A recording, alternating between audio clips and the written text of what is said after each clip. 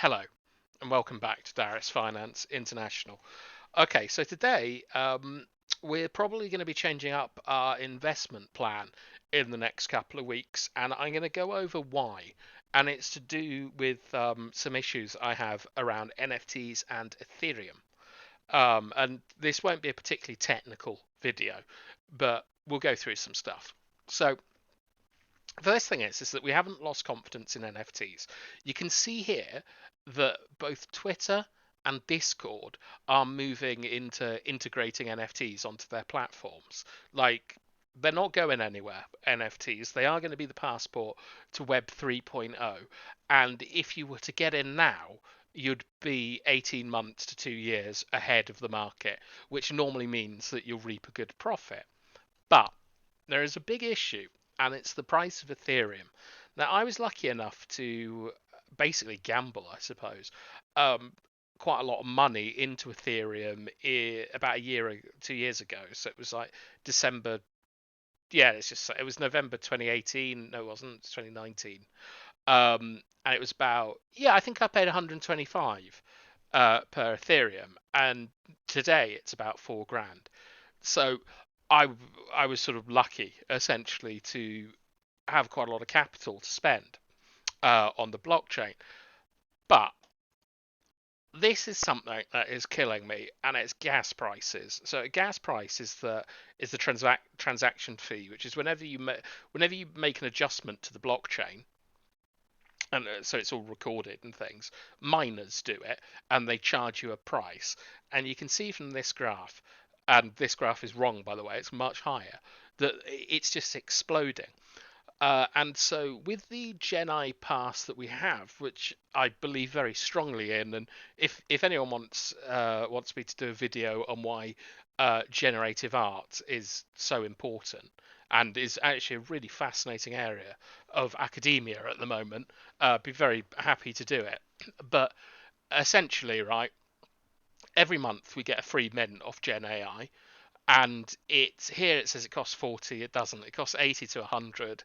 And then even if you were to just list something on OpenSea, the auction website, you'd be paying about $100 just to list it, and that's before you sell it. So we're spending at least 1.2k a year, right? I think I can cover that, but I can't really sort of like give advice on what you guys could buy can should buy, because the price is just, it's ridiculously high. And I'll give you an example, which is, this is an account here. So on the blockchain, you can go into anyone's account and see what they've got. And you can see that this guy's got $2.5 million worth of tokens. If you look down here, he put 150 in today, actually, which is about $500,000. And you might be thinking, who is this dickhead and what is he doing? Well, this is something that I look at from time to time to see what the big fish are buying. And this big fish is KSI, the famous YouTuber. And God, man, he's on a shopping spree, I tell you. So here is a project called the Bored Apes. Oh yes, Bored Ape Super Pixel Club, which I believe is essentially a substitute product of the Bored Ape yacht company, because here it says inspired by. And normally I would have bought these because, like, look, they're zero point 0.1 ether, so $400. I think that's a good price. As you know, we like to buy substitutes, but I can't recommend anyone to buy these, and I'll tell you why. And it's because of a big problem that is happening with NFTs at the moment, and is going to be a future issue. And the best example for it is the Jungle Freaks. So this is their website. It was written by apparently a very famous cartoonist. I'm sorry, it's really late. Um, it's got staking, which means that you get rewarded for keeping your NFT. It's a DAO, which is a Web 3.0 concept where everyone kind of shares in the profits, that sort of stuff. You can see them here. I'm not particularly taken by this artwork, but there was huge hype around this, and the plot of it, such as it is that in these shiny buildings over here, zombies live, and in the jungle, gorillas live. I mean, I don't fucking know, but this project has crashed in price. And do you want to know why it's crashed in price?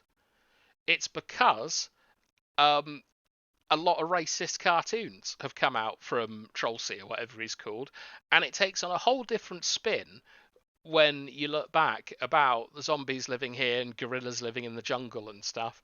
Um, Lots of famous people like Elijah Wood bought these, and he had to issue an apology on social media for it. And this is why we do research on stuff. So this stuff here, I can't recommend to buy because I don't know if what these people are going to end up doing. And here's another example: is that this is the baby ape NFTs, and not only apparently are these things racist, I don't know why, um, but more importantly, they were stolen, which means that someone broke into the code, copied it, and sold it before they did. Um, and so they, you would think, would plummet, wouldn't you? And the last one I want to bring up is Flirks by a guy called Stone Toss. Um, so these are done by a famous cartoonist again. Like really, like they've all sold out, really heavily marketed, and the reason why is because the cartoonist is extremely racist. You can read this in your own time if you want. Um, and you can see here that this is him on Twitter. He's been completely delisted by Rarible and OpenSea, that are both auction houses. Now you might be thinking, well, what's this got to do with pivoting away from investing in NFTs?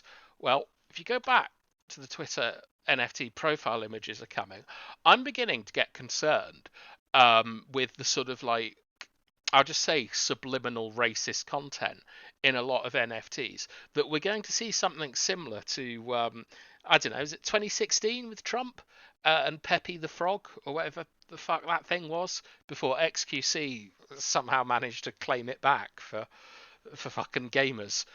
I'm a bit worried that NFTs are going to be used to identify fringe groups to each other. And I think that that is a certainty to happen, such as these stone toss things, or are they the flirks?